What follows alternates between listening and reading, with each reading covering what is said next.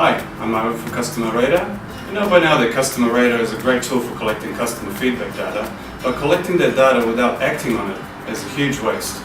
The best way to get the true business value is to integrate Customer Radar into your CX strategy and make it a regular part of your business operations.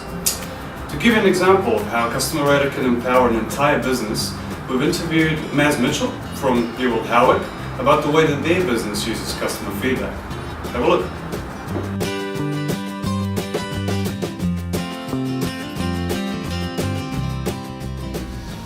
The radar alerts go to 4 people in store, including the owner, store manager, myself, and my assistant.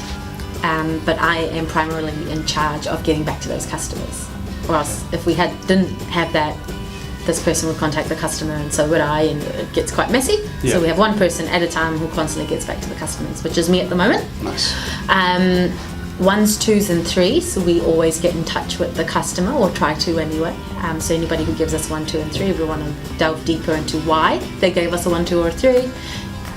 Forward that information on to the relevant manager or department if need be, and hopefully carry out some actions to make sure that that doesn't happen again.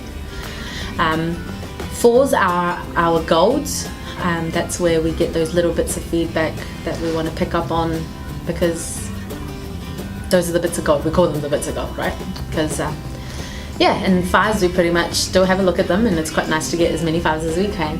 But it's 4s where we get better, and 1s, 2s and 3s is where we have the opportunity to wow from the negative to the positive.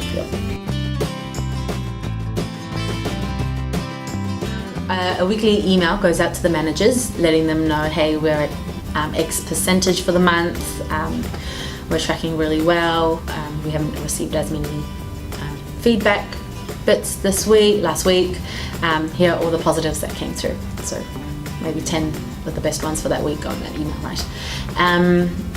In terms of the negatives that come through, they are emailed directly to the manager instead of sending it out to the group, so that they can follow it up. And the fresh manager is tagged in when it comes to fresh departments, and the store manager is tagged in for the dry departments, so that they are aware that this is happening in their departments as well. In terms of staff, we have just recently got a TV put into our staff room as well, which is going to be a Vibe, which is going to be rotating through a whole lot of content, and Customer Radar is also going to be one of them. Very often we also get names mentioned in the compliments as well, which is where we definitely let that person know, give them a reward to thank them, and also put it out there on our staff Facebook page so that everybody can know that this person has been recognised for what they did. In general, in team meetings, Customer Radar comments also get brought up. Checkout meetings, bakery meetings, all that. Most of the time focusing on the positives, and the negatives are more of a, this is what we need to work on to get that extra bit better.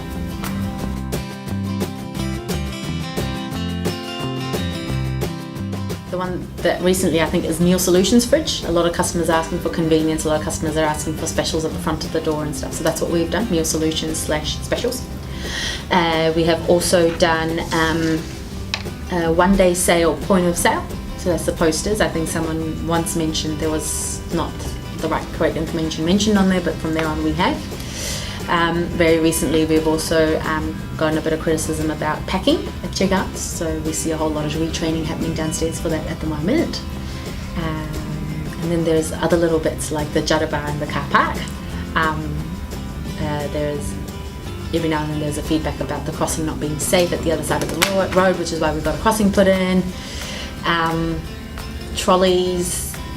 There only used to be one bar that holds the trolleys in their trolley bay, but they still used to sort of, fly out and go onto the road. Well, we got a second bar put in because customers said, hey, this isn't working.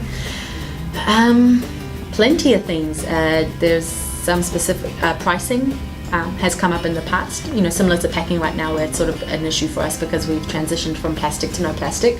It's operators are also getting used to it, so we just keep doing retraining. Same thing with pricing. If a customer brings up, hey, something's not scanning right, we're onto it straight away and getting it fixed straight away, and sending a wider message out to the team to make sure it doesn't happen again, or minimal anyway.